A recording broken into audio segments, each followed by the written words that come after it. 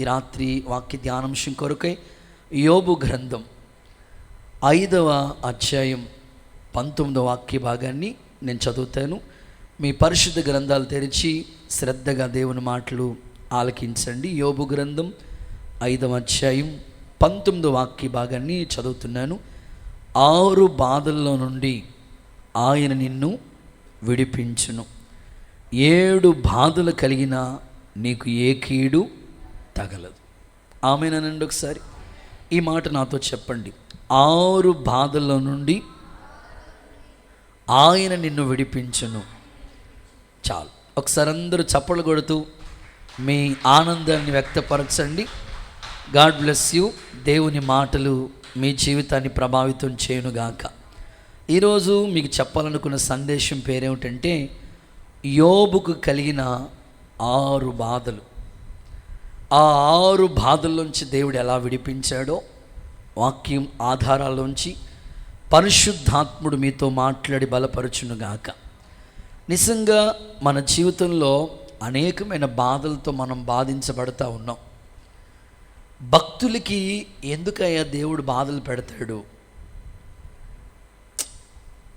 ఏదో నామకార్థంగా ఉండేవాళ్ళకి ఏదో బాధలు ఉన్నాయంటే అనుకోవచ్చు, భక్తిహీనులకి బాధలు ఉన్నాయంటే అనుకోవచ్చు. కానీ ఇంత భక్తి చేస్తున్న మాకు బ్రదర్స్, ఇంత భక్తి చేస్తున్న మాకు వాక్యం వింటున్నాం, ప్రార్థన చేస్తున్నాం, పాటలు పాడుతున్నాం, పరిచర్య చేస్తున్నాం, కానుకలు ఇస్తున్నాం, దశంభాగాలు ఇస్తున్నాం, పరిచర్యలో సహకారులుగా ఉంటున్నాం, ఇంత యాక్టివ్గా ఉంటున్న మాకెందుకండి ఇన్ని బాధలు?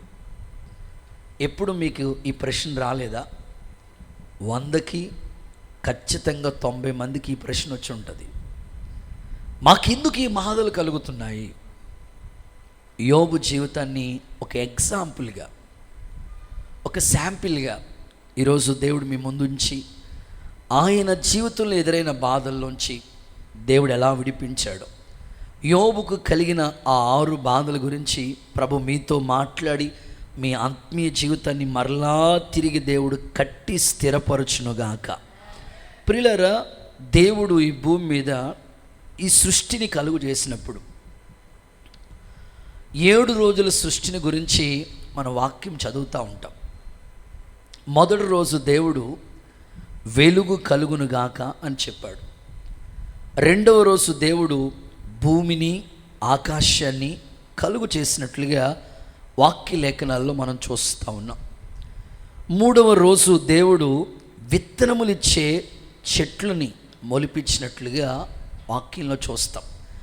4వ రోజు సూర్య చంద్ర నక్షత్రాల్ని కలుగు చేశాడు. 5వ రోజు ఆకాశ పక్షుల్ని, చేపల్ని దేవుడు సృష్టించాడు. 6వ రోజు మాట్లాడాలి భక్తులు, మనుషులమైన మనల్ని దేవుడు కలుగు చేశాడు. ఆదామును దేవుడు నిర్మించాడు 6వ రోజు. 6 అనేది మానవుని సంఖ్య. ఇవంతా నేను మీకు ఎందుకు చెప్పానంటే 6 బాధల గురించి ఎక్స్ప్లెనేషన్ చేసే ముందు అసలు 6 అనే సంఖ్య మనిషిని సంఖ్య, మానవుని సంఖ్య. మనల్ని దేవుడు ఎప్పుడు కలుగు చేశాడంటే 6వ రోజు. 7వ రోజు అది దేవుని సంఖ్య. 7వ రోజు దేవుడు విశ్రాంతి దినాన్ని పరిశుద్ధపరిచి విశ్రాంతి తీసుకున్నట్లుగా లేఖనాల్లో చూస్తాం.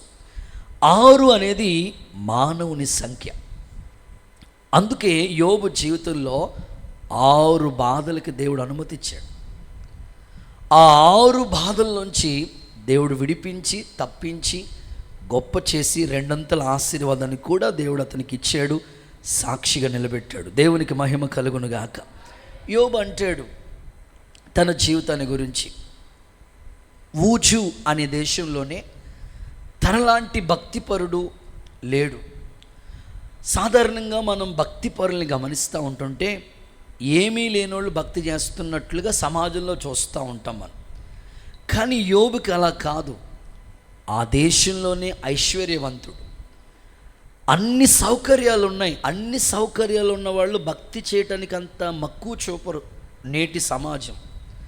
కానీ యోబుకి అన్నీ ఉన్నాయి. యథార్థవంతుడు, భయభక్తులు కలిగిన వాడు, న్యాయవంతుడు, సో మంచి క్వాలిటీస్ ఎన్నో యోబులో కనబడతాయి. ఇంత భక్తి చేస్తున్న యోబు జీవితంలో ఒకరోజు యెహోవా సన్నిధిలో మీటింగ్ జరుగుతుంది. ఇలాగ ఇప్పుడు మనం అందరూ ఎలాగ కూర్చుని మీటింగ్లో కూర్చున్నామో ఆ మీటింగ్లో దేవదూతలందరూ కూడా, దేవుని కుమారులందరూ కూడా ఓ చోట సమకూడి దేవుడు మాట్లాడుతున్న సందర్భాలు. అపవాది కూడా ఆ మీటింగ్కి వచ్చాడు. దేవుడికి స్తోత్రం చెప్పండి. వాడు కూడా ఆడే ప్రయత్నంలో ఉంటాడు. ఎవడిని మింగుదమని గర్జించు సింహం వలె వాడు తిరుగుతూ ఉంటాడు. వాడికి సమయం కొంచెమే అని తెలుసు వాడికి. ఇదిగో యోబు ఎంత భక్తి చేస్తున్నాడని నువ్వు అనుకుంటున్నావు కదా, దేవుడితో మాట్లాడుతున్న మాటలు. నువ్వు అన్నీ ఇచ్చావు కాబట్టి తెగ భక్తి చేస్తున్నాడు, తెగ భజన చేస్తున్నాడు. ఒకసారి అన్నీ తీసేసే, అస్సలు నువ్వెవరో తెలియదు, నిన్నే దూషిస్తాడని అపవాది దేవుడితో మాట్లాడతాడు. దేవుడు అంటాడు, నా సేవకుడైన యోబు సంగతి ఆలోచించావా? అతడి యొక్క సిస్టమేటిక్ ఒక తండ్రిగా యోబులో ఎన్నో మంచి లక్షణాలు ఉన్నాయి. మంచి తండ్రి ఎప్పుడు కూడా పిల్లల కోసం అరుణోదయమే లేవాలి. చాలామంది తండ్రులు ఇక్కడ ఉన్నారు కదా, మీ పిల్లల కోసం అరుణోదయమే లేచి ప్రార్థించాలి. యోబు ఒక మంచి గుడ్ ఫాదర్. అరుణోదయమే లేచి ప్రార్థించేవాడు పిల్లల కోసం. విందు జరుగుతున్నప్పుడు కూడా ఏమైనా పాపం, అసలు విందు జరుగుతున్నప్పుడు ఏ పాపం జరుగుతుంది? విందు జరుగుతున్నప్పుడు ఏమైనా పాపంలో పడిపోతారేమో అని అంత పిల్లల గురించి శ్రద్ధ తండ్రి. చూడండి, ఇంత భక్తిపరుడు యోబు. సాతానుడు అంటాడు, నువ్వు అన్నీ ఇచ్చావు కాబట్టి భక్తి చేస్తున్నాడు, తీసేసే. దేవుడు అంటాడు, నాకు కాన్ఫిడెన్స్ ఉంది బాబు నా భక్తిపరుడి మీద. అన్నీ ఇచ్చినా ఏమి ఇవ్వకపోయినా నా భక్తుడు నా భక్తుడే కాబట్టి నన్ను ఎప్పుడు విడిచిపెట్టడు. సరే చూడు, ప్రయత్నం చేయి అన్నాడు. సరే, అన్నీ ఇచ్చిన అనుభవాల్లో ఇప్పుడు అపవాదికి అవకాశం ఇచ్చాడు. సరే, యోబుని నీ చేతికి అప్పగిస్తున్నాను, నీకు నచ్చినట్లుగా చేసుకో. ఇప్పుడు యోబు జీవితంలో ఎదురైన శ్రమలు, 6 శ్రమల గురించి మాట్లాడతాను. యోబు మాట అంటాడు, నాకు నెమ్మది లేదు, ఫిల్ ఇన్ ద బ్లాంక్స్, సుఖం లేదు, విశ్రాంతి లేదు, శ్రమలే సంభవిస్తున్నాయి. యోబు జీవితంలో ఎదురైన శ్రమలు, ఎదురైన బాధలు ఇక్కడ కూర్చున్న మన జీవితంలో ఒకేలా ఎదురవుతున్నాయని నువ్వు బాధపడుతూ కృంగిపోతూ ఉన్నావేమో. నేను ధైర్యపరిచి ఆదరించి మరలా ప్రభువులో నిలబెట్టడం కొరకే ఈ వర్తమానాన్ని దేవుడు ఒక అనుభవంలోంచి ఈ మాట నాకు ఇచ్చాడు. ఆ మాటే ఒక పాఠంగా మీకు చెప్తా ఉన్నాను. ఒకవేళ నీకు ఎదురవుతున్న కష్టాన్ని బట్టి, ప్రతికూలమైన పరిస్థితిని బట్టి నువ్వు చేస్తున్న భక్తిలో సాటిస్ఫాక్షన్ లేకుండా, నేను ఇంత భక్తి చేసినా నాకెందుకు ఈ బాధ అని ఒకవేళ నువ్వు బాధపడుతున్నావేమో, యోబుని ఒక్కసారి నీ ముందు పెట్టుకో. ఆర్డినరీ బిలీవర్ కాదైనా ఓ మంచి భక్తిపరుడు, ఒక మంచి ఫాదర్, క్రైస్తవ్యానికి ఒక మంచి మోడల్. ఇలాంటి భక్తుని జీవితంలో 6 బాధలు వచ్చినా దేవుడు విడిపించాడు, తప్పించాడు. ఈరోజు నువ్వు పడుతున్న బాధను గురించి, నీకు ఎదురవుతున్న కష్టాన్ని బట్టి కృంగిపోయి ఆ డిప్రెషన్లోకి వెళ్ళిపోయి ఎందుకు ఈ జీవితం అని బాధపడొద్దు. మరలా దేవుడు నిన్ను విడిపించి గొప్ప చేసే సమయం ఆసన్నమైంది. యేసు నామములో దేవుడు నిన్ను దర్శించునుగాక. రైట్, యోబుకు కలిగిన 6 బాధలు ఏవి అని ప్రశ్న మీరు నోట్ చేసుకుంటే, ఒక్కొక్క బాధ గురించి ఈ దేవుడు ఎలాగ ఆ బాధలోంచి తప్పించాడో విడిపించాడో వివరాలతో మీతో మాట్లాడతాను. చదవండి మొదటి మాట, యోబు గ్రంథం 1వ అధ్యాయం. ఓపెన్ యువర్ బైబిల్ అండ్ 14వ వచనాన్ని నేను చదువుతున్నాను. ఫస్ట్ వన్, యోబుకు కలిగిన బాధ, మొదటి బాధ. ఎద్దులు నాగలి దున్నుచు గాడిదలు వాటి సమీపమున మేయుచుండగా షెబాయీలు వాటి మీద పడి వాటిని పట్టుకుని పోయి ఖడ్గముతో తన పనివారిని హతము చేసిరి. చాలు, ఒకడు తప్పించుకుని వచ్చి యోబుకి ఈ మాట చెప్పాడు. సో మొదటి మాట, షేబాయిలు ద్వారా బాధ. ఒకసారి ఆ పదం చెప్తారా మీరు? సేమియా అన్నట్టు వినపడుతుంది నాకు. తమ్ముళ్ళు చెప్పండిరా పిల్లలు. షేబాయిలు ద్వారా కలిగిన బాధ. ఇది జస్ట్ మీరు బైబిల్ అలా చదువుకుంటూ వెళ్ళిపోతూ ఉంటారేమో, కానీ అక్కడికి వచ్చినప్పటికీ నాకు అసలు షేబాయిలు వాళ్ళ ద్వారా ఎలాంటి బాధ యోబుకి కలిగింది. మన జీవితంలో కూడా ఇలాంటి బాధను మనం ఎదుర్కొంటూ ఉంటాం. షేబాయిలు ద్వారా యోబుకి ఎదురైన బాధ ఏంటంటే, పనివాళ్ళు ఎద్దులు, నాగలి, గాడిది వీటన్ని పని చేపిస్తూ ఉన్నాడు యోబు. పని జరుగుతూ ఉంది, పొలంలో పని జరుగుతూ ఉంటుంటే షేబాయిలు అనే వాళ్ళు వచ్చి ఎద్దుల్ని, గాడిదల్ని తీసుకుని, ఓ మాటలో చెప్పాలంటే పనోళ్ళని కత్తితో హతము చేసి, అక్కడ అనుభవాల్ని సింపుల్గా మీకు అర్థమయ్యేటట్లుగా చెప్పాలి అంటే, ఎద్దులు, గాడిదలు ఇవి ఎప్పుడు కష్టపడేవే. ఎద్దు గురించి బైబిల్ ఏమంటుంది తెలుసా? ఎద్దు ఉన్న చోట గాది యందు ధాన్యం ఉంటుంది. ఒక మాటలో చెప్పాలి అంటే షేబాయిలు ద్వారా యోబుకి ఎదురైన బాధ ఏంటి అనంటే కరువు. కష్టపడే ఆ ఎద్దులు, గాడిదలు అవన్నీ కూడా ఒకేసారి వాళ్ళు హతం చేశారు. కరువు అనేది మనిషి జీవితాన్ని బాధ పెడుతుంది. ఇంత బ్రతుకు బ్రతికి అప్పుడప్పుడు సామెతలు మనం వింటూ ఉంటాం కదా, పువ్వులు అమ్ముకున్న చోట మీకు రాదా? పెద్ద ఆయన చెప్తూ ఉంటాడు, పొలాలు అమ్ముకుని బ్రతకలేమండి. ఒక రాయల్ ఫ్యామిలీ అద్భుతంగా బ్రతికిన వాళ్ళు మళ్ళా చిన్న అద్దింట్లో అద్దుకుంటున్నారంటే బాధాకరమైన పరిస్థితులే.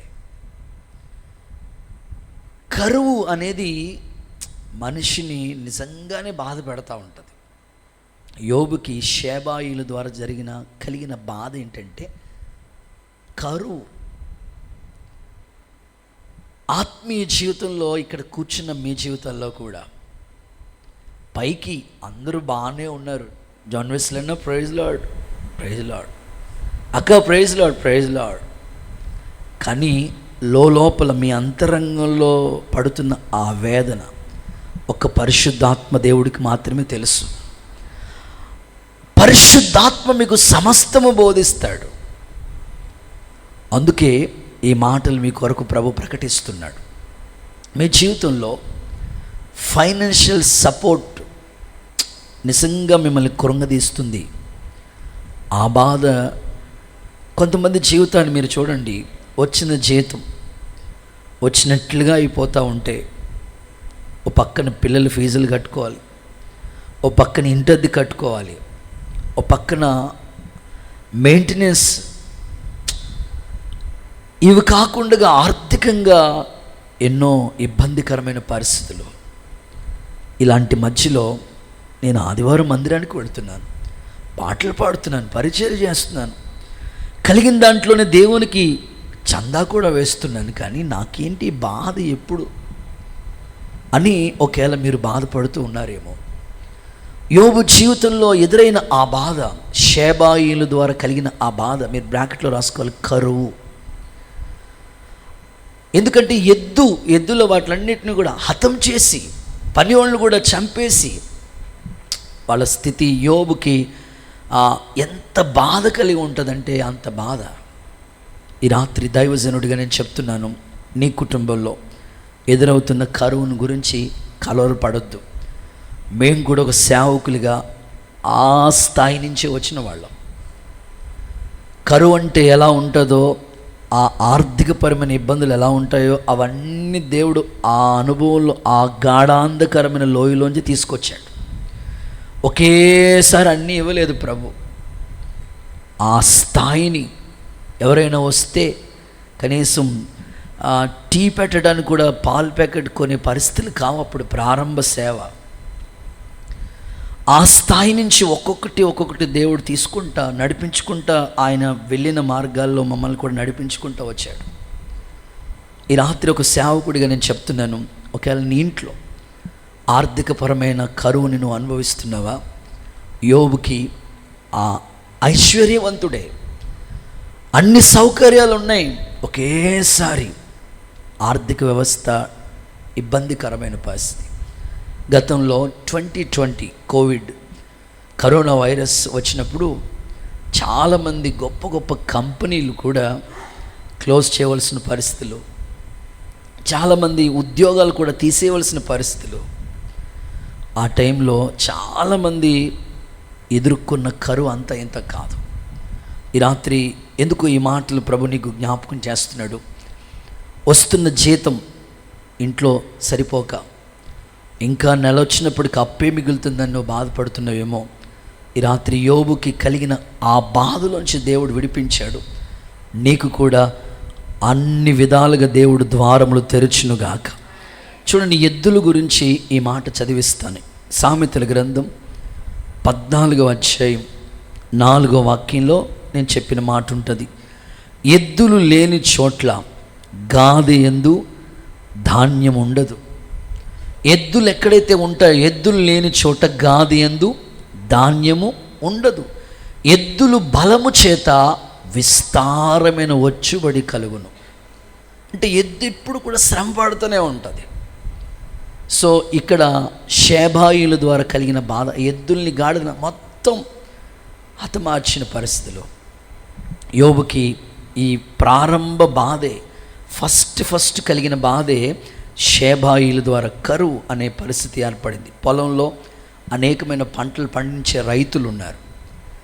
చాలామంది పెట్టుబడి పెట్టి సరైన సమయానికి పంట చేతికి వస్తుందనే సమయానికి అంతే ప్రకృతిలో ఏదో మార్పు రావటం, సో పెట్టిన పెట్టుబడి కూడా రాకుండా కరువు అనుభవిస్తున్న కుటుంబాలు ఎన్నో కనబడుతున్నాయి. మరి కొంతమంది ఈ చెరువులు వేస్తూ ఉంటారు, చాలా లక్షల్లో ఆ బిజినెస్ జరుగుతుంది, పెట్టుబడి పెడతా ఉంటారు. రిజల్ట్ సరైన ఆ ఆశీర్వాదకరమైన స్థితి వాళ్ళకి లేనప్పుడు, ఫైనాన్షియల్గా చితికిపోయిన పరిస్థితులు ఏర్పడినప్పుడు ఎంతో కృంగుదల. ఈ రాత్రి ఒక సేవకుడిగా నేను చెప్తున్నాను, ఒకవేళ నీ జీవితంలో ఆర్థికపరమైన కరువు అనుభవిస్తుంటే ఆ బాధ నుంచి కూడా యేసు నామములో నా ప్రభు నిన్ను విడిపించునుగాక. ఒకసారి అందరూ ఆమేన్ చెప్తారా? ఏలియా దినముల్లో కరువు వచ్చింది కదా, ఎంత కరువు షోమ్రోన్లో, మీకు తెలుసు కదా, చదివారు కదా వాక్యం. షోమ్రోన్లో కరువు, తల్లులు మాట్లాడుకున్నారు, ఈరోజు నీ పిల్లోడిని వండుకుని తిందాం, రేపు నా పిల్లోడిని వండుకుని తిందాం. అంటే అసలు మనుషుల్ని తినేంత కరువు వచ్చిందంటే అసలు ఏ పరిస్థితిలో ఉన్నారు షోమ్రోన్ పరిస్థితి. ఏలియా దినముల్లో కరువు మీకు అర్థం అవ్వాలి కదా. సారేపతు విధవరాల ద్వారా దేవుడు పోషించాడు కదా. దేవుడు నిన్ను చేయి విడిచిపెడతాడని నువ్వు ఎందుకు బాధపడుతున్నావు? నీకు వస్తున్న ఇబ్బందికరమైన ఆర్థిక స్థితిని బట్టి కలవరపడద్దు.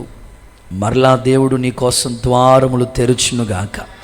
యేసు నామములో సహాయము దేవుడు అనుగ్రహించునుగాక. దేవుని సన్నిధికి వచ్చే ఒక అన్న, ఒకప్పుడు ఆయన పరిస్థితులు బాగుండేవి, చేతి నిండా పనులు ఉండేవి, ఆర్థికంగా బాగానే ఉండేవాడు. సడన్గా ఆ డ్యూటీ వాళ్ళు, ఆ కంపెనీ వాళ్ళు లాస్ వస్తుందని తీసేశారు.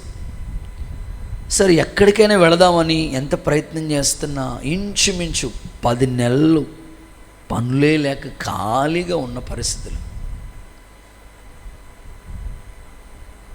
బాధపడుతూ ఉండేవాడు. ఒకప్పుడు నా పరిస్థితి బాగుండేదన్నా, 10 మందికి పెట్టే స్థితి నాకు ఉండేది, ఏంటి బాధ. మళ్ళా నేను ఒకటి చెప్పాను, దేవుడు మర్చిపోటుకు అన్యాయస్తులైన వాడు కాదు. 10 నెలలు పనులు లేక పోషించబడాలంటే కుటుంబం ఎంత కష్టమో ఒకసారి ఆలోచించండి. కానీ దేవుడే అద్భుతమైన ద్వారం తెరిచి ఆయన చేతికి మరలా పని కల్పించి ఫైనాన్షియల్ సపోర్ట్ దేవుడు వారి కొరకు ద్వారాలు తెరిచాడు. ఈ రాత్రి ఇక్కడ కూర్చున్న మీ కుటుంబాల్లో అన్నీ బాగున్నాయండి, ఒక ఫైనాన్షియల్ ఇబ్బందే నన్ను బాధించబడుతుంది అని ఒకేలా ఈ బాధలో ఉన్నవాళ్ళు కనీసం ఒక 50% ఇక్కడ కూర్చున్న వాళ్ళలో కనబడుతున్నారు. యేసు నామములో మీకు దేవుడు సహాయము చేయునుగాక. యోబుకి ఎలాగ ఆ బాధలోంచి విడిపించి సహాయం చేశాడు యోబు గ్రంథంలోనే చదువుదాం. యోబు గ్రంథం 42వ అధ్యాయం 12వ వాక్యాన్ని ఒకసారి చదవగా విందామా? యోబు గ్రంథం 42 అండ్ 12 వాక్య భాగం. ఇది చాలా ఇంపార్టెంట్. యెహోవా యోబును మొదట ఆశీర్వదించిన దానికంటే మరి అధికముగా మరి ఎక్కువగా రెండంతలుగా ఆశీర్వదించాడు. అతనికి 14,000 గొర్రెలు, 6,000 ఒంటెలు, 1000 జతల ఎడ్లును, 1000 ఆడుగాడిదలు. హలో, ఎన్ని జతల ఎడ్లు? 1000 జతల ఎడ్లు. సో సబ్జెక్ట్లో ఉండండి మీరు. షేబాయిలు వచ్చి ఎద్దుల్ని పనోళ్ళని హతమార్చారు. ఎద్దు ఉన్న చోట ధాన్యం ఉంటుంది. ఇప్పుడు కరువు సమీపించింది యోబుకి. మొదటి బాధ. దేవుడు చూడండి 10,000 అంతేనా, 1000 జతలు అంటే 2,000, 1000 జతలు ఎడ్లు. బాబు, ఒక ఎద్దు ఎంత ఉంటుంది? మీరు నన్ను అడగకూడదు అన్నయ్య, నాకు తెలియదు అన్నయ్య అన్నట్టుగా చూస్తున్నారు మీరు. డాక్టర్ గారు, మీరు వైద్య సేవలు చేస్తుంటారు కదా, ఒక ఎద్దు ఎంత ఉంటుంది అయ్యా? 1000 జతల ఎడ్లు దేవుడు కలుగు చేశాడు. ఈ రాత్రి నీ కుటుంబంలో నయోమిని ఒకసారి ఎగ్జాంపుల్గా తీసుకో. యూదా బెత్లెహేమే, రొట్టెలు ఉండే ఇల్లే అది, కానీ కరువు వచ్చింది. అలాగని కంగారు కొంతమందికి ఏదైనా కరువు వచ్చిందంటే వెంటనే హైదరాబాద్ చెక్కేద్దాం. దేవుడికి స్తోత్రం చెప్పండి ఒకసారి అందరూ హల్లెలూయా చెప్పండి అమ్మా. ఒక తల్లి ఉండేది, విజిటింగ్కి వెళ్ళాను నేను అక్క విజిటింగ్కి వెళ్తూ ఉండేవాడు. మరుసటి వారం ఆదివారం ఆరాధనకు వచ్చిన మరుసటి వారం ఇంటికి వెళ్తే ఇల్లు తాళాలు వేసి ఉన్నాయి. ఏమ్మా అని పక్క వాళ్ళని అడిగితే రాత్రి హైదరాబాద్ చెక్కేశారండి అన్న. బాగానే ఉండేది కదా, ఏమైంది? ఒక మాట కూడా చెప్పబెట్టకుండా హైదరాబాద్ ఎందుకు చెక్కేశారు వీళ్ళు అని అనుకుని మేము తర్వాత మొత్తం మీద నెంబర్ గ్యాదర్ చేసి అడిగితే, అన్నయ్య ఇక్కడ చాలా ఇబ్బందులుగా ఉన్నాయి, కష్టాలుగా ఉన్నాయి, అక్కడికి వెళ్తే నలుగురు కష్టపడితే బాగుంటుంది కదా అని. సరే అమ్మా, ఎక్కడైనా పర్లేదు చేసుకోండి, బాగుంటే పర్లేదులే, మీరు బాగుంటే మాకు కావాలి, ఎక్కడైనా పర్వాలేదు, బాగుండాలని ఆశపడతాం. మళ్ళీ వారం 10 రోజుల తర్వాత మళ్ళీ అటువైపు విజిటింగ్కి వెళ్తే చీపురు పట్టుకుని తుడుచుకుంటా ఉంది. స్తోత్రం చెప్పండి ఒకసారి. ఎప్పుడు వచ్చావమ్మా? రాత్రి వచ్చేసాను పాష గారు. అంటే ఫైనాన్షియల్గా ఇబ్బందులు వస్తున్నాయని వెంటనే తొందరపాటు నిర్ణయాలు కాదు. ఈ నయోమక్క చూడండి, కరువు వచ్చిందని అసలు యోదా బెత్లెహేము, రొట్టెలుండే ఇల్లు, వెంటనే స్పాట్లో నిర్ణయం తీసుకుని మోయాబుకి వెళ్ళిపోయింది. అక్కడేమన్నా బాగుందంటే అంతా నష్టమే. మరలా దేవుడు నయోమిని బెత్లెహేము తీసుకొచ్చాడు కదా. ఈ రాత్రి ఒక సేవకుడిగా నేను చెప్పే మాట, కరువు వస్తుందని, ఆర్థిక ఇబ్బందులని తొందరపాటు నిర్ణయాలు తీసుకోకండి. ఎదురు చూడండి, ఒక ఆపర్చునిటీ నీ కోసం దేవుడు సిద్ధపరిచి ఉంచుతాడు. యేసు నామములో కృప కలుగునుగాక. రైట్, ఇక రెండవ బాధ, యోబుకు కలిగిన 6 బాధల గురించి చెప్తున్నాను. ఫస్ట్ వన్, షేబాయిల ద్వారా కలిగిన బాధ. ఏంటా బాధ? కరువు వచ్చింది. ఎద్దు ఉన్న చోట ధాన్యం ఉంటుంది, అది తీసేసారు, మొత్తం కరువు వచ్చింది. రెండవ బాధ, సెకండ్ వన్. 6 బాధల్లోంచి నిన్ను విడిపిస్తాడు దేవుడు ఈ రాత్రి. విశ్వసించిన వాళ్ళందరూ ఆమెను చెప్పండి. రైట్, యోబు గ్రంథం 1వ అధ్యాయం 16వ వాక్యం నేను చదువుతా. అతడు ఇంకా మాట్లాడుచు ఉండగా మరొకడు వచ్చి, దేవుని అగ్ని ఆకాశం నుండి పడి గొర్రెలను పనివాళ్ళని తగలబెట్టి కాల్చి వేసాను. దాన్ని నీకు తెలియచేయటం నేను ఒక్కడిని తప్పించుకుని వచ్చాను. రైట్, రెండవది, అగ్ని ద్వారా కలిగిన బాధ. చెప్పండి, ఈ మాట చెప్పండి అందరూ. అగ్ని ద్వారా కలిగిన బాధ. రైట్, ఈ మాట గురించి నేను మీకు వివరించడానికి ఇష్టపడుతున్నాను. రెండవది, అగ్ని ద్వారా కలిగిన బాధ. యోబుకు కలిగిన 6 బాధల్లో రెండవ బాధ ఇది, అగ్ని ద్వారా.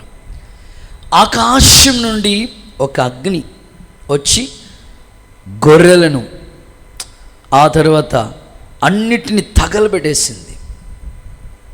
ఒక మాటలో చెప్పాలంటే ఇక్కడ యోబుకి అగ్ని ద్వారా కలిగిన బాధ. గొర్రె చాలా కాస్ట్లీ. ఒక మాటలో సింపుల్గా మీకు అర్థమయ్యేటట్లుగా చెప్పాలంటే ఆస్తి నష్టం. చెప్పండి ఒకసారి, ఆస్తి నష్టం.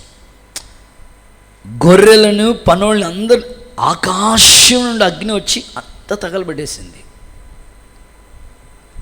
యోబుకి చాలా 7,000 గొర్రెలు ఉన్నాయి, 3,000 ఒంట్లు ఉన్నాయి. 7,000 గొర్రె అనే క్యాలిక్యులేషన్లో ఎవరైనా కొంచెం ఫాస్ట్గా యాక్టివ్గా ఉంటే ఒక గొర్రె ఎంత కాస్ట్ ఉంటుంది? ఒకవేళ సింపుల్గా 10,000 వేసుకోండి. 7,000 గొర్రెలు, 7,000 × 10. దేవుడికి స్తోత్రం. మీరు అంత లెక్కల్లో ఎంత ఫస్ట్గా ఉంటే ఎంత గొప్ప. చాలా ఆస్తి నష్టం. ఆకాశం నుంచి అగ్ని వచ్చి తగలబెట్టేసినప్పుడు ఆస్తి నష్టం. ఈ రాత్రి కొన్నిసార్లు మన జీవితాల్లో కూడా ఇది మనం ఎదుర్కొంటాం. ప్రతి ఫ్యామిలీలో కూడా ఎదురయ్యే పరిస్థితి ఇది. ఆస్తి నష్టం. నువ్వు కష్టపడి సంపాదించుకున్న కొన్ని వస్తువులు ఉంటాయి కదా, అవి పోగొట్టుకున్నప్పుడు నీకు కలిగే బాధ. ఫర్ ఎగ్జాంపుల్, ఒక బంగారం నువ్వు ఎంతో కష్టపడి సంపాదించుకున్న బంగారం నీ ఇంట్లోదే, అది కోల్పోయినప్పుడు, దాన్ని నువ్వు పోగొట్టుకున్నప్పుడు నీకు కలిగిన బాధ అంత ఇంత కాదు. మన చర్చిలో కూడా 2-3 సాక్ష్యాలు చెప్తే వాళ్ళ జీవితంలో ఎదురైన ఆ బాధ వాళ్ళు ఫేస్ చేశారు.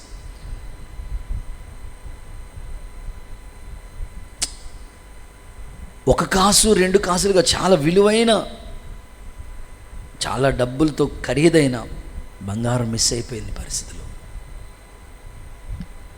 ఆస్తి నష్టం. ఒకవేళ ఈ రాత్రి నువ్వు సంపాదించుకున్న వస్తువులు పోగొట్టుకున్నప్పుడు, వాటిని కోల్పోయినప్పుడు నిజంగా నీకు కలిగే బాధ అంత ఇంత కాదు. భక్తిపరుడైన యోబు దీన్ని ఫేస్ చేశాడు. ఈ రాత్రి ఎందుకో ఆత్మలో ఒక ప్రేరేపణతో ఈ మాటలు మీకు చెప్తున్నాను. గొర్రె గొప్ప ఆదాయమే, అవునా కదండి? గొర్రె మాంసం కాస్ట్లీ. గొర్రె బొచ్చు ఉన్ని తయారవుతాయి కదా, విలువైంది. అన్ని విధాలుగా ఆదాయం గొర్రె ద్వారా ఎప్పుడు ఆదాయమే. ఇక్కడ కూడా కొన్ని గొర్రెలు ఉన్నాయి. దేవుడికి స్తోత్రం చెప్పండి ఒకసారి. దేవుడు కొన్ని గొర్రెలు ఇచ్చాడు. మనతో ప్రభు చెప్పండి, నేను గొర్రెలకు మంచి కాదు. కొన్నిసార్లు విలువైన దేవుడిచ్చిన గొర్రెల్ని ఏ కారణం లేకుండా నిష్కారణంగా కొన్నిసార్లు దూరం అయిపోతున్నప్పుడు కలిగే బాధ, గుండె కోత. ఏంటి వీళ్ళు ఎంత ఆసక్తిగా ఉండేవాళ్ళు, ఎందుకు దేవునికి దూరం అయిపోతున్నారు? ఇంత దైవికంగా ఆసక్తిగా యాక్టివ్గా ఉండే పర్సన్స్ ఎందుకు వీళ్ళ హృదయంలో ఇంతగా దేవునికి దూరంగా ఉన్నారు? ఆత్మీయుల్ని కోల్పోతున్నప్పుడు కలిగే బాధ, ఒక సేవకులుగా ఈ బాధ, పెయిన్, గుండె కోత. ఇంచుమించు ఈ మే నెలలో చాలా రోజులు ప్రార్థన చేసుకుంటూ వచ్చాను నేను. ఎందుకు ఆత్మీయులు దూరం అయిపోతున్న పరిస్థితుల్లో అది నిజంగా గుండె కోతతో కూడిన బాధే. యోబు కూడా ఈ బాధ నిజంగా ఆ బాధలోకి వెళ్ళాడు ఆయన. ఒకవేళ ఒక సేవకుడికి ఏదైనా ఆస్తి ఉందంటే ఒక విశ్వాసే. పౌలంటాడు, నా అతిశయమైన, నా ఆనందమైన మీరే కదా, మా కిరీటం మీరే కదా.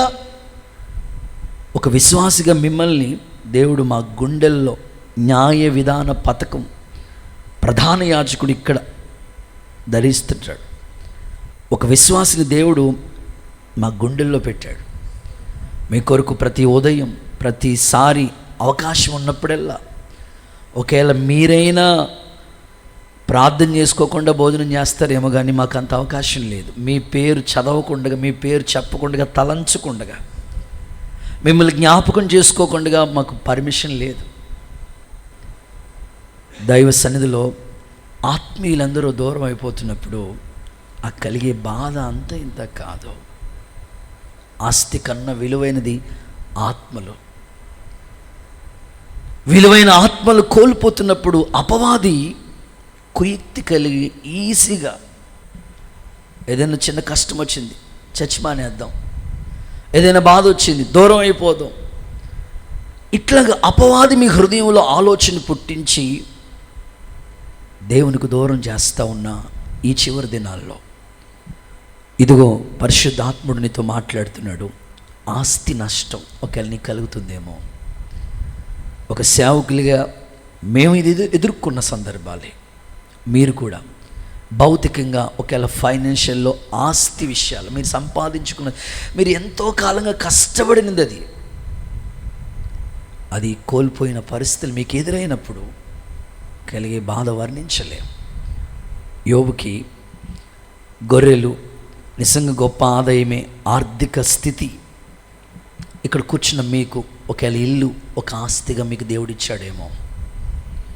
ఒకవేళ ఒక పొలం, ఒక సైటు, లేదా ఒక బిజినెస్, లేదా ఒక ఉద్యోగం, ఏదో ఒకటి మీకు ఒక జీవన ఆధారంగా ఇచ్చిన ఒక ఆస్తి, అది కోల్పోయినప్పుడు కలిగే బాధ చాలా వేదనకరమైంది. దేవుడు మరలా మీకు ఒక అవకాశం ఇచ్చి బలపరచునుగాక. హబక్కుకు ఇలా చెప్తున్నాడు. ఈ మాట చదువుదాం ఒకసారి. హబక్కుకు గ్రంథం 3వ అధ్యాయం 17వ వాక్య భాగం. అందరూ ఓపెన్ యువర్ బైబిల్. హబక్కుకు పుస్తకం 3వ అధ్యాయం 17వ వాక్య భాగాన్ని, ఈ మాట 17వ వాక్య భాగాన్ని స్పష్టంగా దేవుని లేఖనాల నుంచి అందరం కలిసి ఈ మాటలు చూసి చదువుదాం. హబక్కుకు పుస్తకం 2వ అధ్యాయం 3వ అధ్యాయం 17వ వాక్య భాగాన్ని. అంజూరపు చెట్లు పోయకపోయినా, ద్రాక్ష చెట్లు ఫలింపకపోయినా, ఒకవేళ ద్రాక్ష చెట్లనే సంతోషం నాలో ఫలించకపోయినా, ఒలీవ చెట్లు కాపు లేక ఉండి, ఒకవేళ ఒలీవ చెట్లు కాపు కాయకపోయినా, చేనిలోని పైరు పంటకు రాకపోయినను, చేనిలోని పైరు చేతికి రాకపోయినా, గొర్రెలు దొడ్డిలో లేకపోయినా, గొర్రెలు అమాటిక్ చేసుకోవాలి, గొర్రెలు లేకపోయినా, సాలలో పశువులు లేకపోయినా, నేను యెహోవాయందు ఆనందించెదను నీలో. F minor. అనుదినము కృప పొంది ఆరాధించెద నిన్నే ఆనంద ధ్వనులతో. ఆనందించెద నీలో, అనుదినము కృప పొంది ఆరాధించెద నిన్నే ఆనంద. సజీవుడవైనా యేసయ్యా, నిన్నాశ్రయించిన నీ వారికి సహాయుడవై తృప్తి పరచితివే. సముద్రమంతా చప్పట్లు ఆనందించెద నీలో, అనుదినము కృప పొంది ఆరాధించెద నిన్నే ఆనంద ధ్వనులతో. ఆనందించెద నీలో, కృప పొంది ఆరాధించెద నిన్నే ఆనంద ధ్వనులతో. ధనరాసులే ధనవంతులకు ఈ లోకభాగ్యం దాచిన మేలు దయచేసి ఇహ పరమున నాకు. ధనరాసులే ధనవంతులకు ఈ లోకభాగ్యం దాచిన మేలులే దయచేసిన ఇహ పరమున శ్రమల మార్గము నిరీక్షణ చేసితివి. శ్రేష్టమైన వాగ్దానము శ్రమల మార్గము క్షణ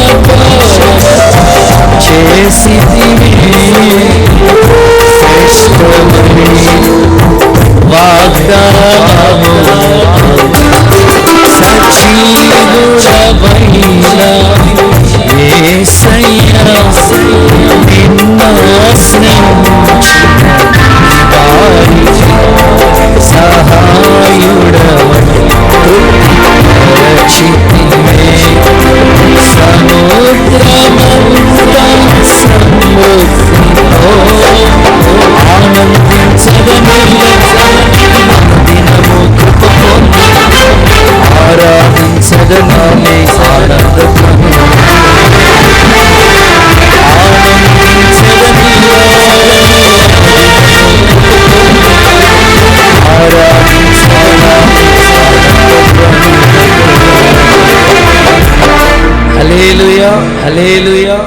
అంజూరపు చెట్టు పోయకపోయినాం, ద్రాక్ష చెట్లు ఫలింపు లేకపోయినాం, చేనిలో మా పెద్ద పాస్టర్ గారి పాట పాడుకుంటూ వచ్చారు. చేనిలోని పైరు, పాటలే గొప్ప ప్రసంగాలు. చేనిలోని పైరు చేతికి రా, ఫలములన్నీ రాలిపోయాయి. ఏమండి, ఆ రైతు దమ్ము చేసి నారుమడేసి విత్తనాలు నాటి కలుపు మొక్కలు వచ్చేదాకా తీసి ఎంత శ్రమ పడితే ఆ పంట చేతికి రాకపోతే ఎంత గుండె కోతండి. ఒక సేవకుడు ఒక విశ్వాసికి సువార్త చెప్పి ఆత్మీయంగా దేవుళ్ళలోకి నడిపించి వాక్యం బోధించి ప్రసంగాలు చెప్పి సువార్త కూటాలు పెట్టి ఉపవాస ప్రార్థనలు పెట్టి ఆత్మీయంగా వాళ్ళని కట్టి రక్షణలోకి నడిపించి బాప్తిసం ఇచ్చి సంఘ సహవాసంలో చేర్చి ఒక మహిమ కలిగిన విశ్వాసగా నిలబెడుతున్న సేవకుడి పడిన కష్టం, ఆ ఫలం చేతికి రాకపోతే అది ఎంత గుండె కోతండి. అది అనుభవించిన వాళ్ళకే తెలుస్తుంది. ఎంత అనుభవంలో రాశాడు ఆ పాట ఆయన. చేనులోని పైరు చేతికి రాకపోయినా, ఫలాలన్నీ రాలిపోయినా, నేనైతే చెలించను. ఎందుకు? నిశ్చలమైన రాజ్యం నాకు ఉంది. ఆమెను చెప్పండి ఒకసారి. ఈ రాత్రి నీ జీవితంలో అగ్ని ద్వారా ఆస్తి నష్టం ఒకవేళ నీకు కలిగిందేమో, ఆత్మీయంగా విశ్వాసాన్ని పోగొట్టుకున్న పరిస్థితి, దేవునికి దూరం అయిపోయిన పరిస్థితి, సేవలో ప్రతికూలమైన పరిస్థితిలో, ఆయన యోబుకి 7,000 గొర్రెలు ఆస్తి పోతే 2 ఆశీర్వాదం, 14,000 గొర్రెలు ఇచ్చాడంట. కొట్టుగట్టిగా చప్పట్లేసాయికి మహిమ. నిజంగా దేవుడికి అసాధ్యమైనది ఏది లేదు. దేవుడు ఎలాగైనా మరలా తిరిగి కట్టగలిగిన శక్తి ఆయనకు ఉంది. వాక్యం ఏమని రాస్తుందో తెలుసా? కోల్పోయినవన్నీ దేవుడు మనకిచ్చేవాడు, పోగొట్టుకున్నవన్నీ మరలా తిరిగి దక్కించుకుంటారని ప్రభు చెప్పాడు. మునుపటి కంటే అధికమైన మేలే చేస్తానన్నాడు. సంవత్సరాలు జరుగుతుంటే కార్యాలు నూతనం అవుతూ ఉంటాయి. నాకు అదే గుర్తు. ప్రారంభంలో ఎలా ఉందో అలా ఉంచలేదు కదా దేవుడు, ఆ గదిలో ఉంచలేదు కదా. స్థితి మార్చుకుంటా, అన్నీ మార్చుకుంటా వచ్చాడు కదా.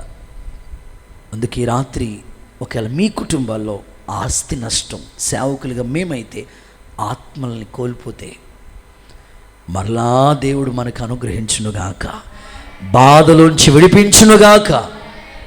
3వది, 3rd one, యోబు గ్రంథం 1వ అధ్యాయం. మీరు 1వ అధ్యాయంలోనే ఉండాలి. 17వ వాక్యం. 3వ బాధ, యోబుకు కలిగిన 3వ బాధ. అతడు ఇంకనూ మాట్లాడుచూ ఉండగా మరొకడు వచ్చి, కల్దీలు 3 సమూహాలుగా వచ్చి ఒంటెల మీద పడి వాటిని కొనిపోయి ఖడ్గము చేత పనివాళ్ళని చంపేశారు. ఎంత బాధ. 3వది, కల్దీల ద్వారా కలిగిన బాధ.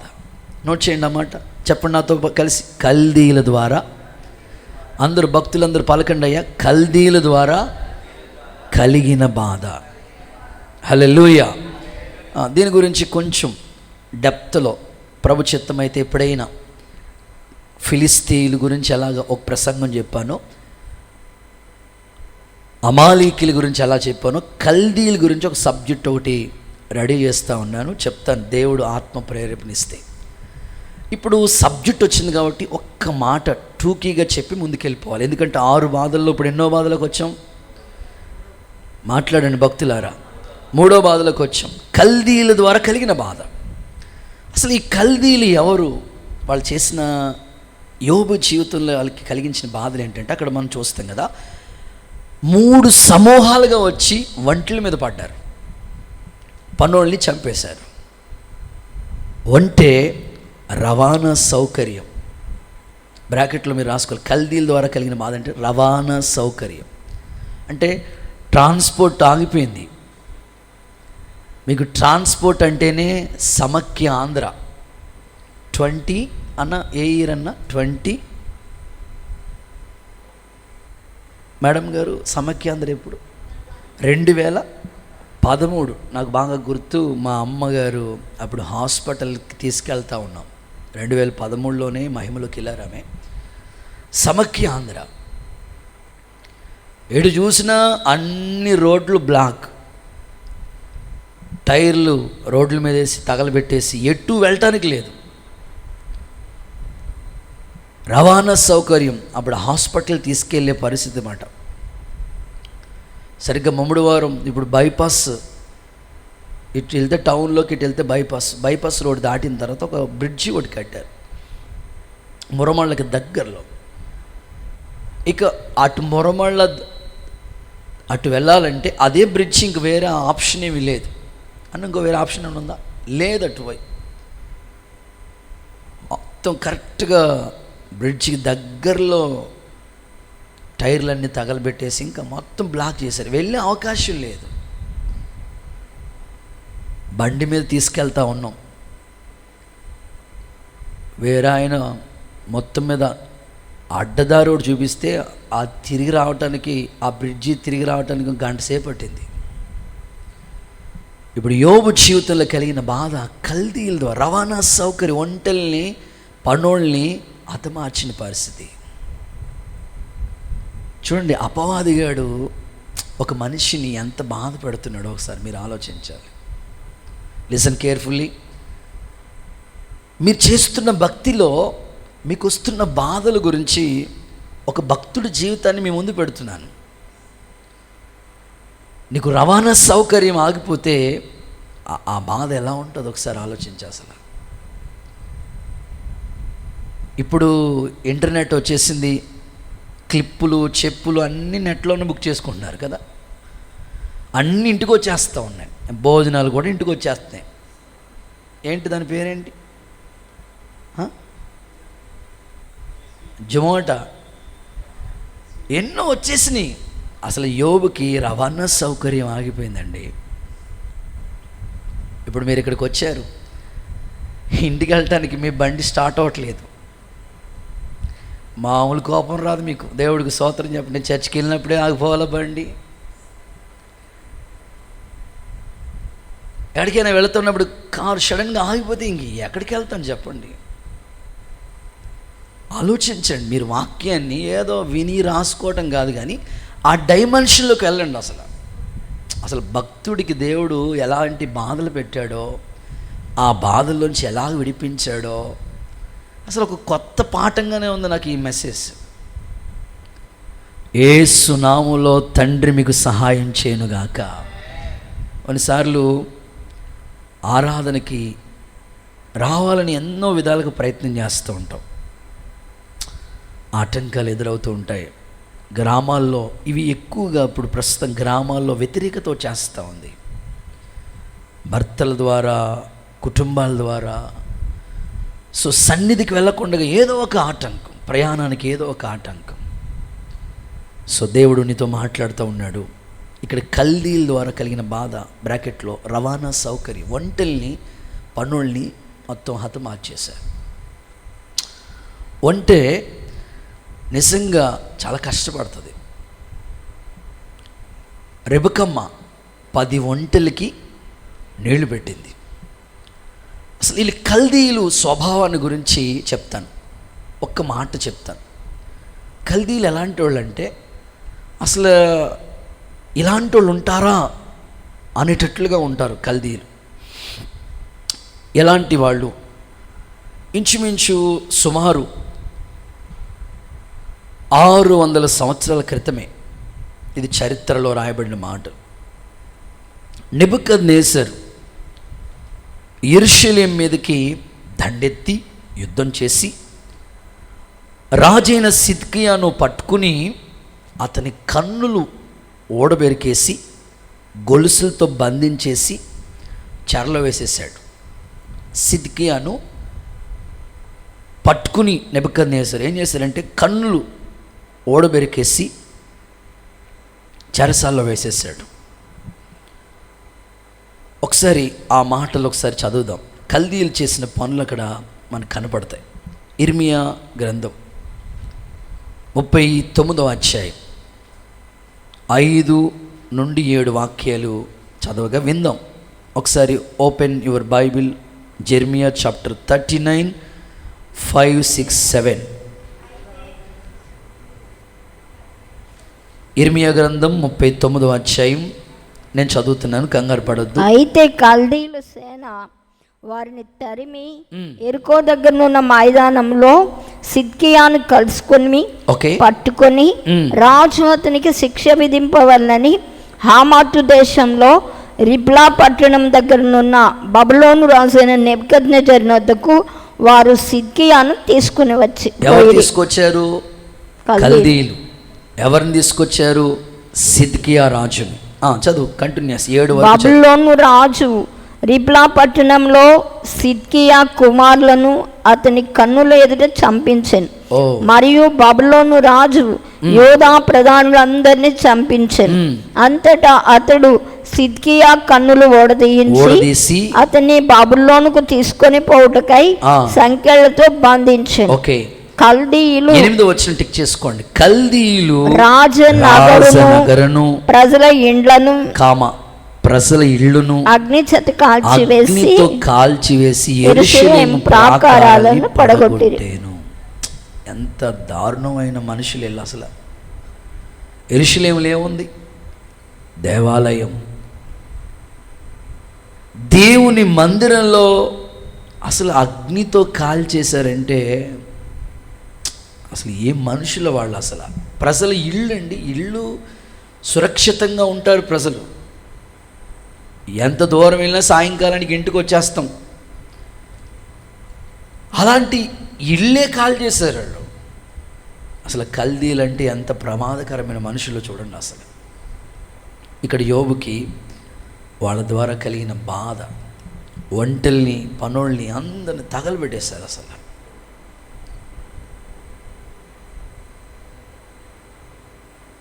పరిశుద్ధాత్ముడు మీతో మాట్లాడి దర్శించునుగాక. చేతులు చాపి ఒకసారి హల్లెలూయా చెప్పండి. మర్చిపోటు కన్యాయసుడా కాదు. యోబుకి 3000 గొర్రెలుంటే 2 ఆశీర్వాదం 6000 గొర్రెలు ఇచ్చాడు.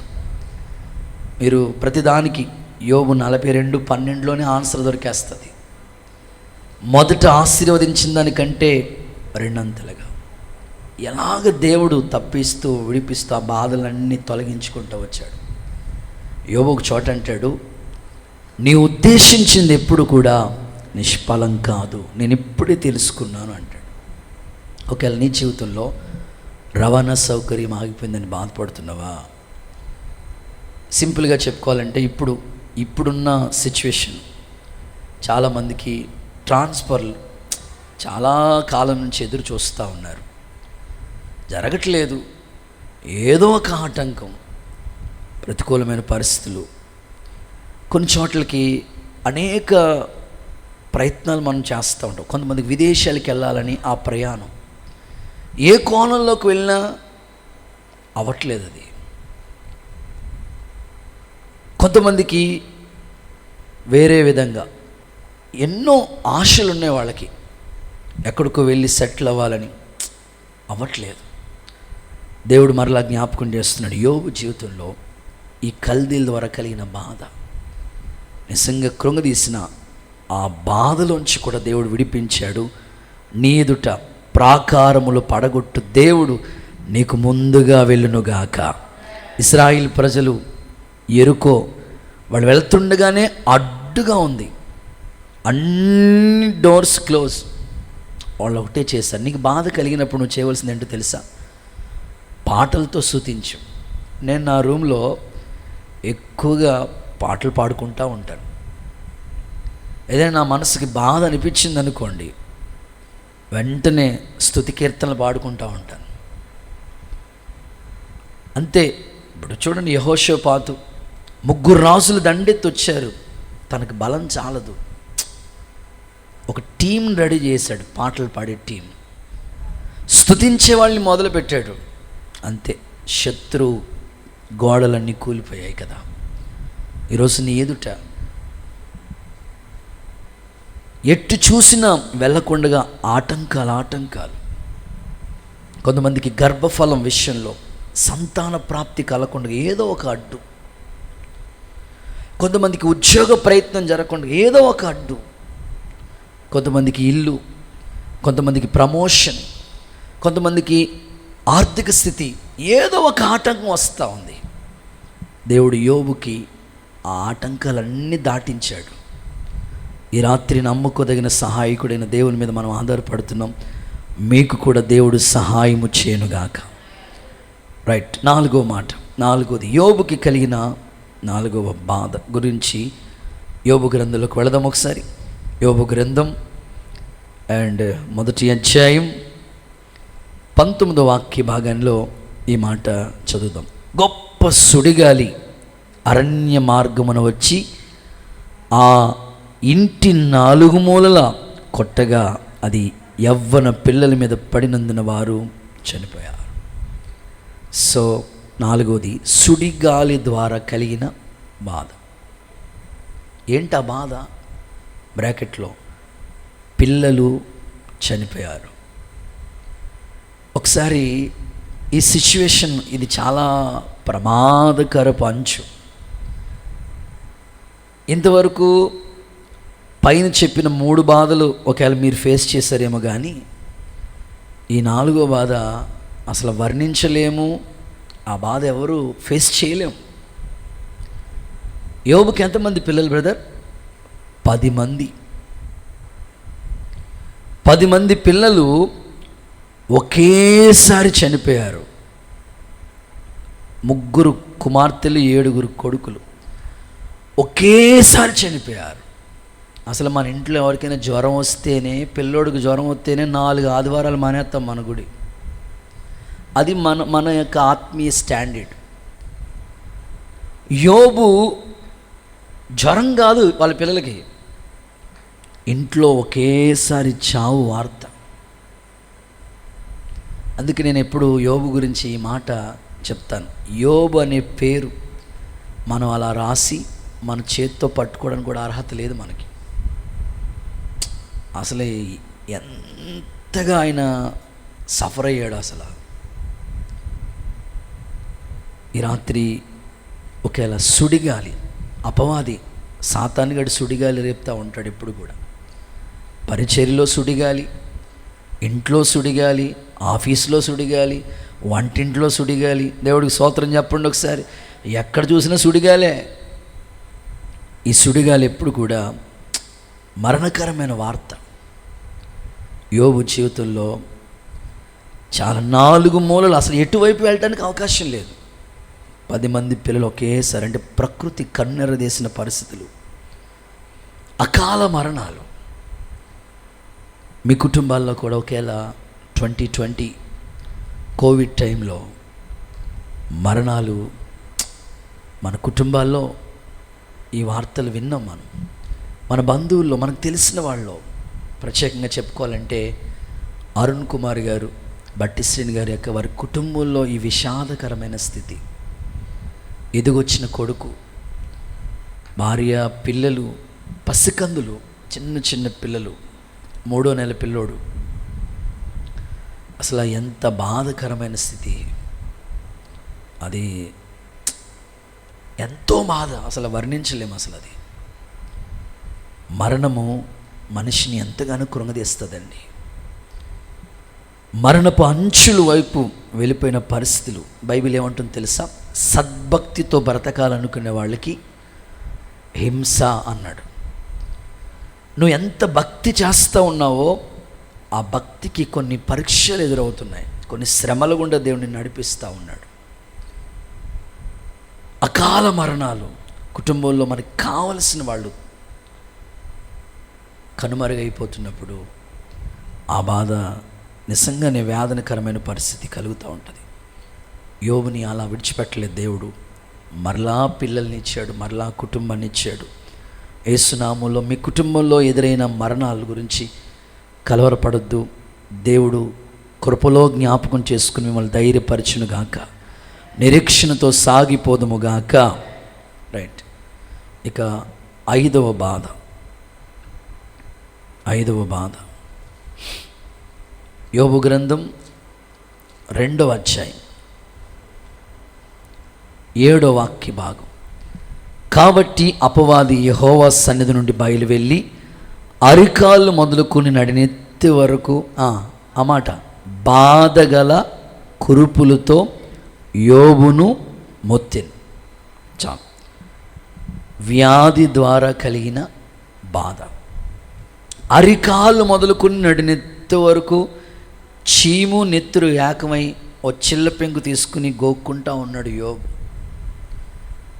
అసలు ఆ సిచ్యువేషన్ ఒకసారి చూడండి. యోబుకి ఇప్పుడు ఎటు కోణంలో కూడా లేదు, వ్యాధి.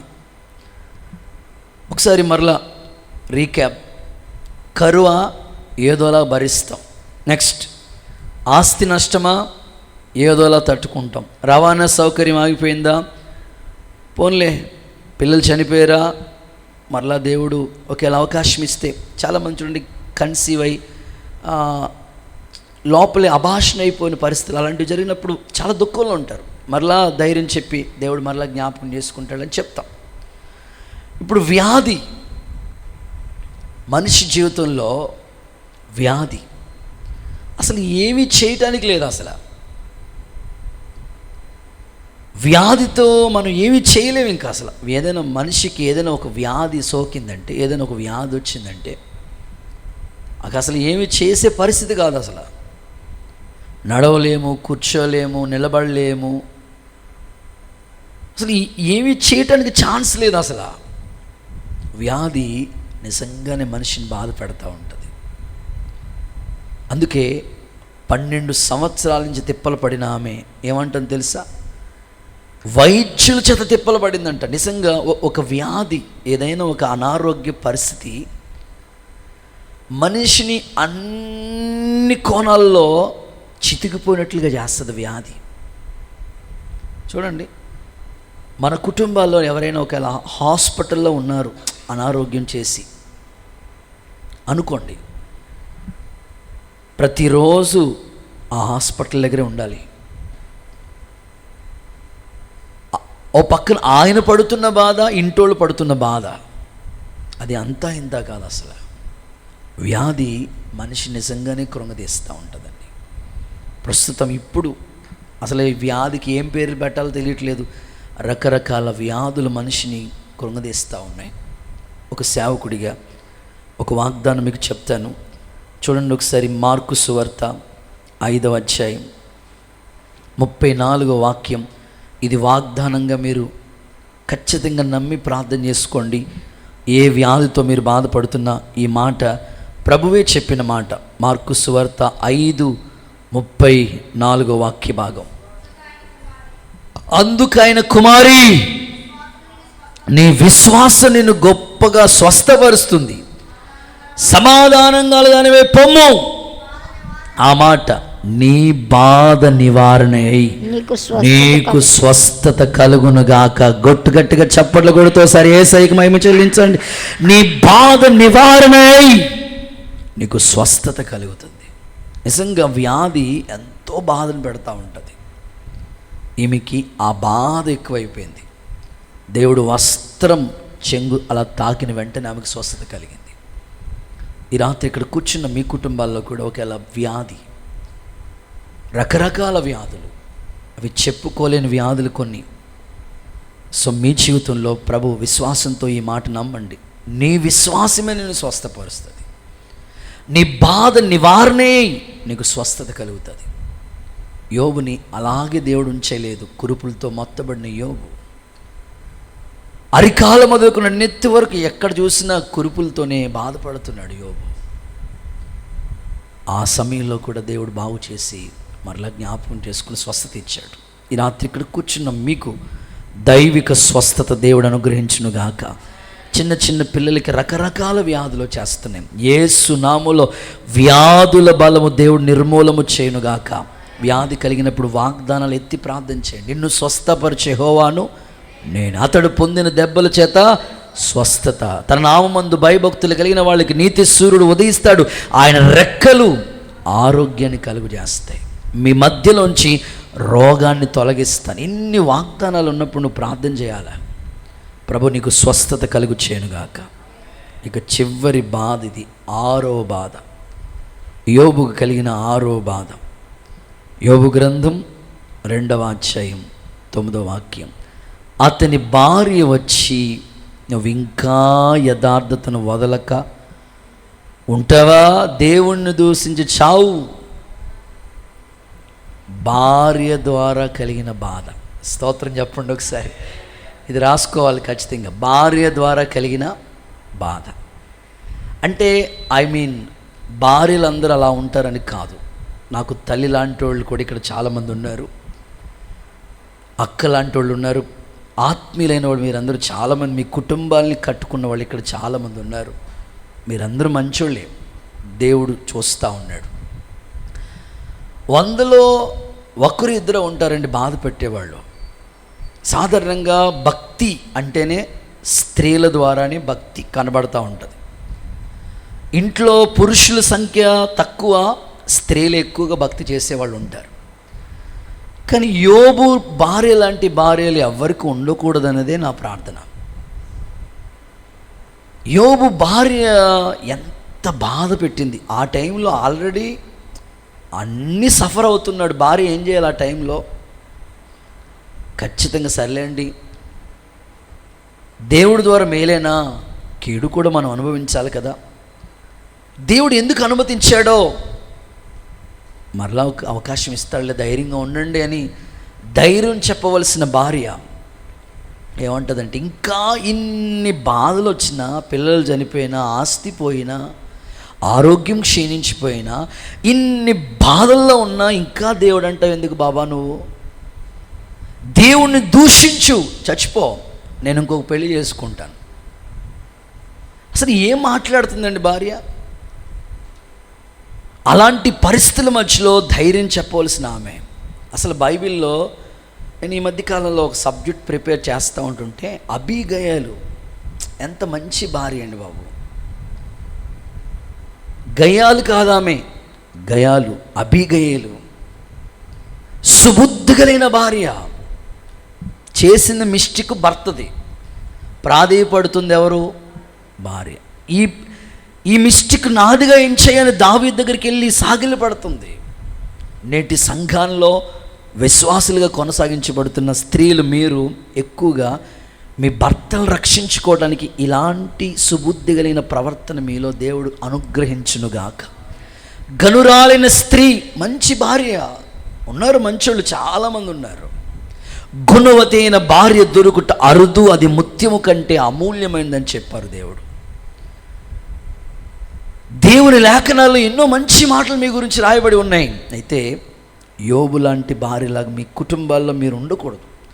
భర్తను విసిగించి టార్చర్ పెట్టి బాధ పెట్టే ఆ స్థితి మనకు ఉండకూడదు. నేను ఎప్పుడు ఈ మాట చెప్తాను, ఒకవేళ నువ్వు ఎవరినైనా బాధ పెట్టావంటే నువ్వు ఖచ్చితంగా ఆ బాధ అనుభవిస్తావు.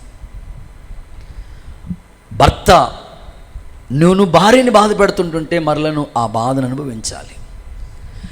భార్య నువ్వు భర్తను బాధ పెడుతుంటే మరలా నువ్వు సఫర్ అవ్వాలి. ఒకేలా తోడుకోడలు నువ్వు బాధ పెడుతుంటే మరలా నువ్వు సేమ్. అన్నయ్య బాధ పెడుతున్నావా, మరలా నువ్వు బాధపడాలి. అక్క బాధ పెడుతున్నావా, నువ్వు బాధపడాలి. వదినమ్మ బాధ పెడుతున్నావా, నువ్వు బాధపడాలి. ఒకవేళ ఆడబడుసు, కొంతమంది కుటుంబాల్లో ఆడబడుసులు ఎంత బాధ పెడతా ఉంటారంటే, ఇంట్లో పెళ్లి చేసి పంపించేసిన తర్వాత మరలా ఇంటి మీదకి వచ్చి పెత్తనం చేసి అసలు ఎంత బాధ పెడతా ఉంటారండి. నేను ఖచ్చితంగా చెప్తాను, ఎవరైనా సరే, అన్నయ్య అయినా, వదినమ్మ అయినా, తల్లి అయినా, తండ్రి అయినా, ఎవ్రీథింగ్ బాధ పెట్టామంటే బాధపడాల్సిందే. మనుష్యుడా, దేవుడు వెక్కిరించబడు, ఏది విత్తుతావు అది కొయ్యాలన్నాడు ప్రభు. యోబు భార్య ద్వారా కలిగిన బాధ చాలా వేదనకరమైన పరిస్థితి, కానీ దేవుడు ఆ బాధలోంచి కూడా విడిపించాడు. దేవుడికి స్తోత్రం కలుగును గాక. 2 చేతులెత్తి ఒకసారి హల్లెలూయా చెప్పండి గట్టిగా. చూడండి, సామెతల గ్రంథంలో ఈ మాట చదువుతారా? సామెతల గ్రంథం 25:24.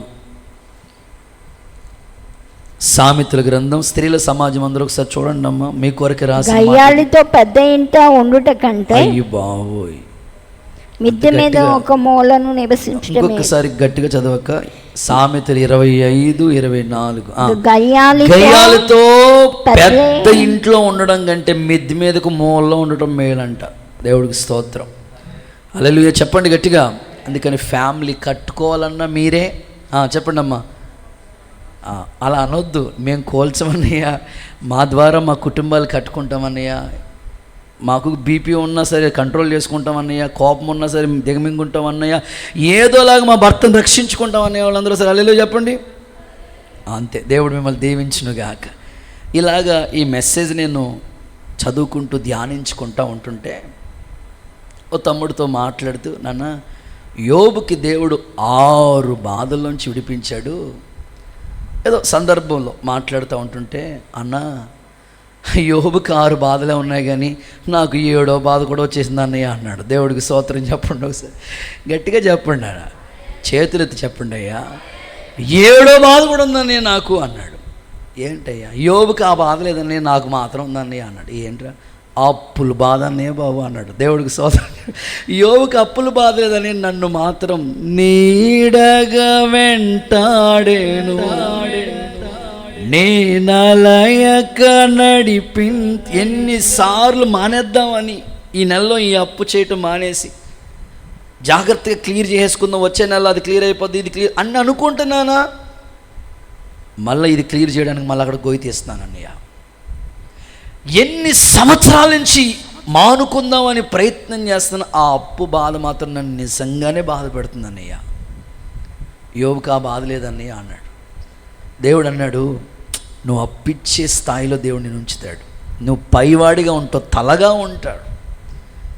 ఆర్థిక విషయాల్లో నేను ఎప్పుడు ఈ మాట చెప్తానండి, అందరికీ ఆర్థిక ఇబ్బందులు ఉంటాయి. అయితే వచ్చిన దాన్ని మనం ఎంతగా ఖర్చు పెడుతున్నాము.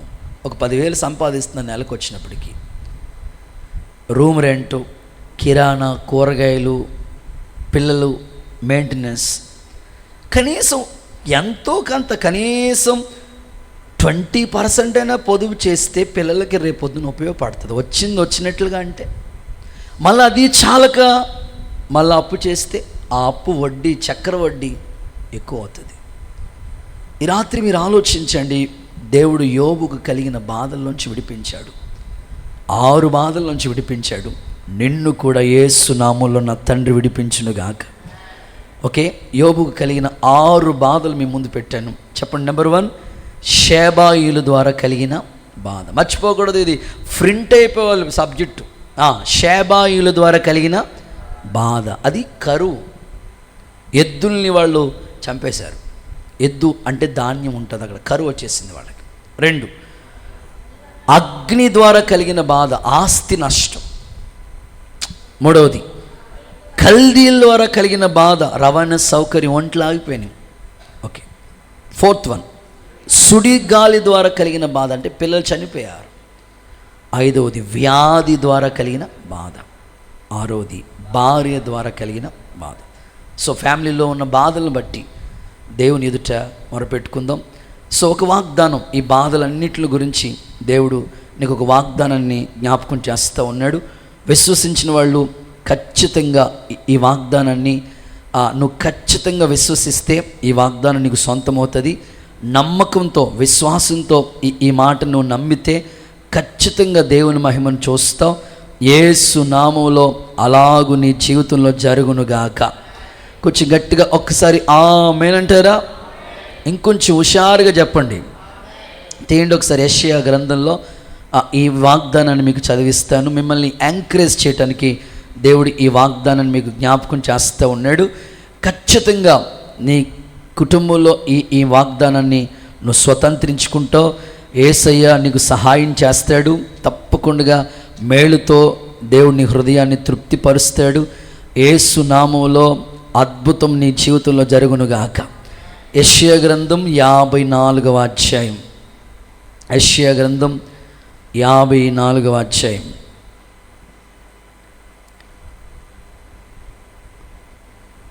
14వ వాక్యాన్ని నేను చదువుతున్నాను. నీవు నీతిగల దానివై స్థాపించబడదు, నీవు భయపడనక్కర్లేదు. బాధించే వారందరూ నీకు దూరంగా ఉంటారు, భీతి నీకు దూరంగా ఉంటుంది, అది నీకు దగ్గరకు రానే రాదు. ఆమేనని చెప్పండి.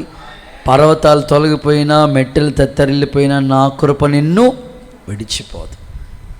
సో అదే అధ్యాయంలో 4వ వచనం, భయపడకుము, నీవు సిగ్గుపడనక్కర్లేదు, అవమానాన్ని తలంచొద్దు, లజ్జపడనక్కర్లేదు, నీవు నీ బాల్యకాలపు సిగ్గును మరిచెదవు.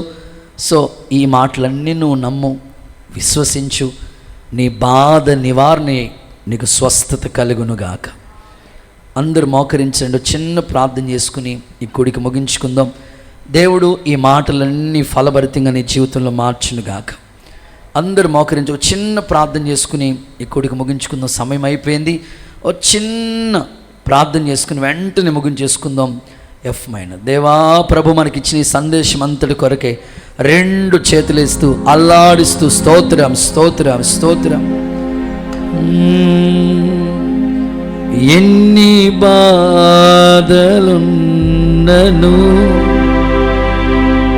ఇబ్బందులైనను, చేతులు చాపండి, చేతులు చాపండి. ఎంత కష్టమొచ్చినా నిష్ఠూరమైన చెప్పండి, నీ మాట చాలయ్యా,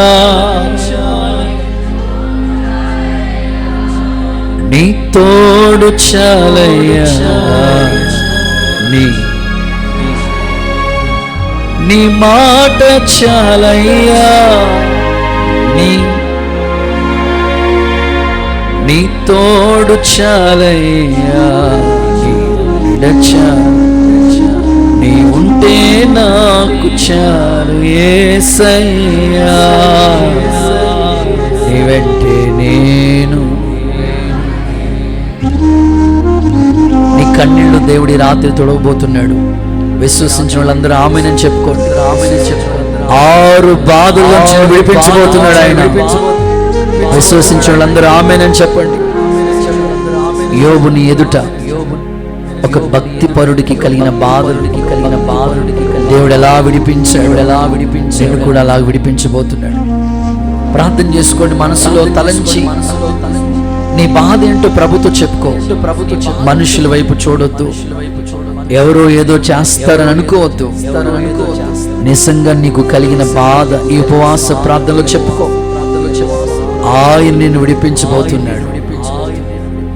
యేసయ్య ఈ వర్తమానాన్ని నిజంగానే నూరంతలుగా మీ హృదయంలో ఫలించినట్లుగా స్తోత్రం చెల్లిద్దాం. మీ బాధ నివారణ అయినట్లు స్తోత్రం చెల్లిద్దాం. 6 బాధల నుంచి మీరు విడిపించబడినట్లుగా చప్పట్లు కొడుతూ స్తోత్రం స్తోత్రం స్తోత్రం స్తోత్రం. ప్రార్థన చేసుకుందాం. ప్రార్థన. గనుడైన యేసయ్య, నీ పరిశుద్ధ నామానికి వందనాలు, కృతజ్ఞతలు, స్తోత్రాలు చెల్లిస్తున్నాం. ఇంతవరకు నీ దాసుని నిలబెట్టుకుని వాక్యం ద్వారా మాట్లాడిన ప్రతి మాట కొరకే స్తోత్రాలయ్యా. 6 బాధలు కలిగినను 7 వ్యాధులు కలిగినా నేను నిన్ను విడిపిస్తానని తెలియపరిచారు ప్రభువా. యోగుకు కలిగినటువంటి 6 బాధలు వివరించారు. దేవా మీకు స్తోత్రములు నాయన. షాబాయిల ద్వారా కరువు ఆయనకి కరువు బాధ కలిగింది తండ్రి. షాబాయిల ద్వారా కలిగిన బాధ కరువు అని తెలియపరిచారు ప్రభువా. మీకు స్తోత్రాలు. ఒకవేళ కరువులో ఉండి ఇబ్బందుల్లో ఉండి నీ బిడ్డలు బాధపడుతూ ఉన్నారేమో, వాటన్నిటిని విడిపించగల దేవుడవు, సమర్థుడువు, శక్తిమంతుడువు నాయనా. నీకు వందనాలు. అలాగునే ప్రభువా మీకు స్తోత్రమయ్య. అగ్ని ద్వారా నష్టం కలిగిందని తెలియపరిచారు. అగ్ని ద్వారా కలిగిన బాధ, ఆస్తి నష్టం కలిగింది ప్రభువా. ఒకవేళ వారికి కలిగిందంతయు ఒకవేళ కోల్పోయి ఉన్నారేమో దేవా, దాన్ని మీరు తిరిగి ఇస్తున్నారని విశ్వసించడానికి కృప చూపండి. అలాగునే ఆయన నీకు స్తోత్రాలు ప్రభువా. అయా కల్దీల ద్వారా కలిగిన అయా బాధను తెలియపరిచారు ప్రభువా. కల్దీలు అయా నా తండ్రి రవాణాను తెలియపరిచారు ప్రభువా. ఒకవేళ వాళ్ళ యొక్క ట్రాన్స్పోర్ట్ సర్వీస్ ఆగిపోయిందేమో తండ్రి, ఏ రకమైనటువంటి రావాల్సినటువంటి ఆదాయాలు ఆగిపోయినాయేమో ప్రభువా. యేసు నామములో నీ బిడ్డలందరినీ బలపరచమని ప్రార్థిస్తా ఉన్నాను. అలాగనే సుడిగాలి ద్వారా బాధను తెలియపరిచారు. పిల్లలు చనిపోయారు ప్రభువా. అలాంటి ఒక భయంకరమైన వేదనలో ఉన్నారేమో దేవా, బిడ్డలను ఆదరించమని ప్రార్థిస్తూ ఉన్నాం. దేవా మీకు స్తోత్రాలు చెల్లిస్తున్నాం. అలాగుననే యేసయ్యా మీకు స్తోత్రాలు ప్రభువా. కృప చూపండి నాయన. అయ్యా నీకు స్తోత్రాలయ్యా. అయ్యా నీకు వందనాలు. అలాగే భార్య ద్వారా కూడా బాధ కలిగిందని తెలియపరిచారు దేవా. యేసయ్యా మీకు స్తోత్రాలు చెల్లిస్తున్నాం. అయా విత్తబడిన నీ మాటలు నీ బిడ్డలందరి హృదయాలలో ఫలభరితంగా మార్చారు.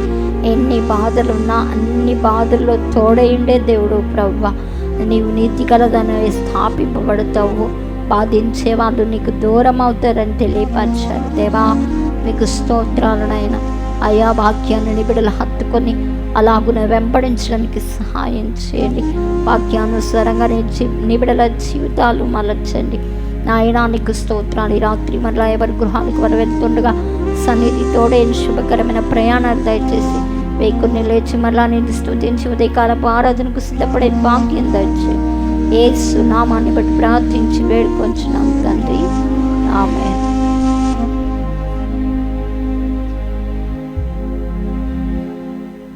ఆమేన్.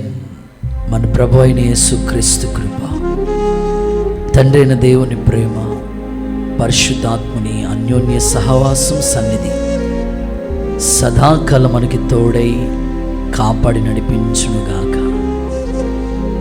ఆమేన్. హల్లెలూయా.